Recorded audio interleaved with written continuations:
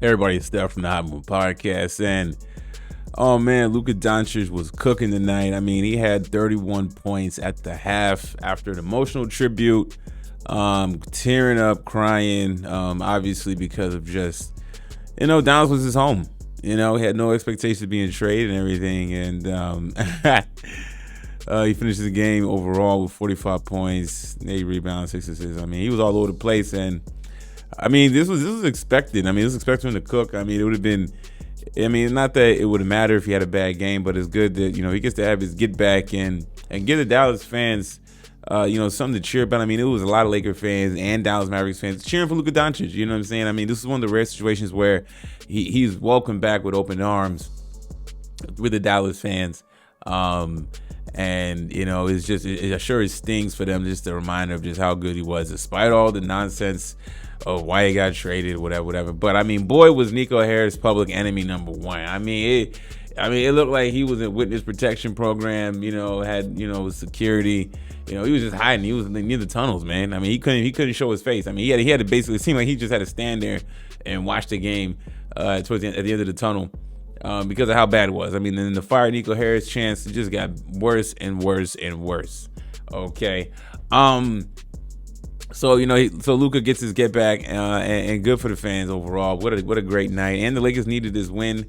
Okay, they're saying they locked up the 6th seed, or locked up. Yeah, they locked up being in the 6th seed position. So, now this is a matter of where they lock up the 3 seed or lock up the 4 seed. So still plenty of basketball left for the Lakers to try to lock up a 3 seed position, which will bode well for them.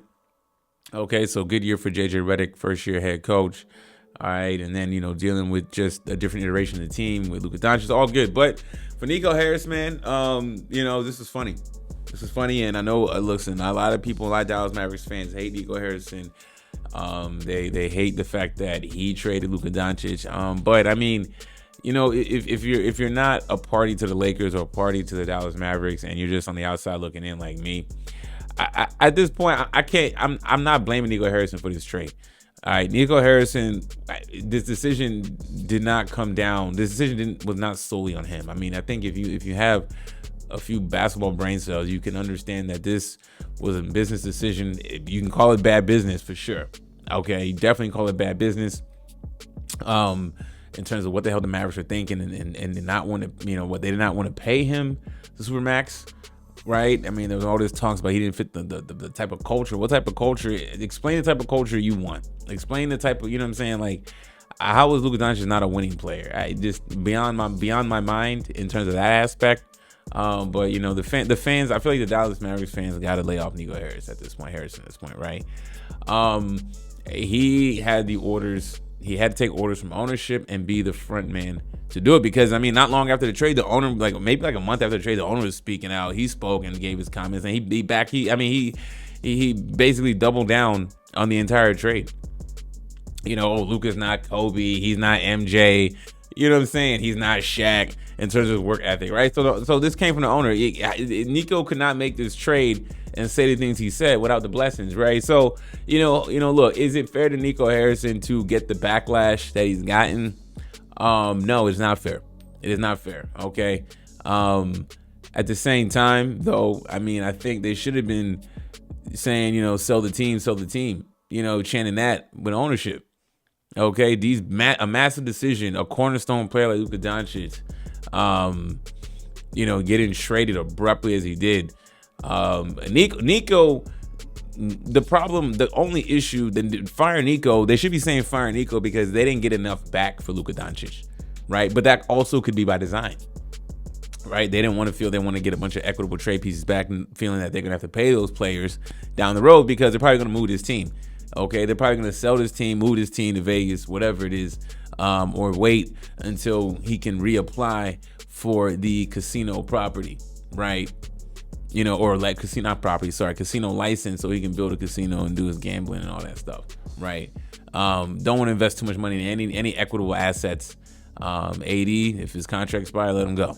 Max Christie, if they don't resign, let him go, right? They can clear their books. Okay, so this was, and the more I think, there's just over the time is over the past couple months, it's an absolute business decision. I mean, come on now. right? Now, is it best business? We will find out if this is the best business of the Dallas Mavericks, right? Or unless they have ulterior motives going forward, But I think Nico Harris has taken enough heat for this. Okay, I think that everybody knows that it was a stupid trade. Okay, it was stupid to let go of, or basically let go of Luka Doncic and not get a lot back.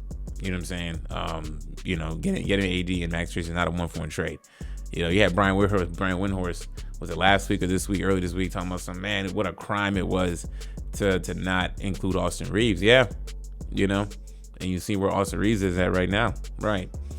So if the fans are saying fire Nico Harrison is because you should fire him because you didn't get enough back, But in terms of actually executing this trade and wanting him out, that's all ownership, all on the owner, 1,000%. This course there's plenty of blame to go around, but I think the fans in Dallas. It almost seemed for the fans in Dallas. It just seemed like Nico's low hanging fruit on Max, and I wanted to give the Dallas Mavericks fans, a little more credit that they're smarter basketball fans and understanding that. Look, I get it. You love Luka. You lost him. They traded him. Okay, Nico Harris pulled the trigger. He was friends with Rob Pelinka and all that. So if you want to say fire him in terms of not getting the best deal or architecting the best deal, that's one thing. But in terms of who gave the ultimate blessing and wanted him gone, it's absolute ownership. You know what I'm saying? But hey, fans are still scoring, and a night like this, a performance like this, adds more salt in the wound to Dallas Mavericks fans. Y'all let me know what y'all think about all this, man. Thanks for watching. Please like, subscribe. I'm out.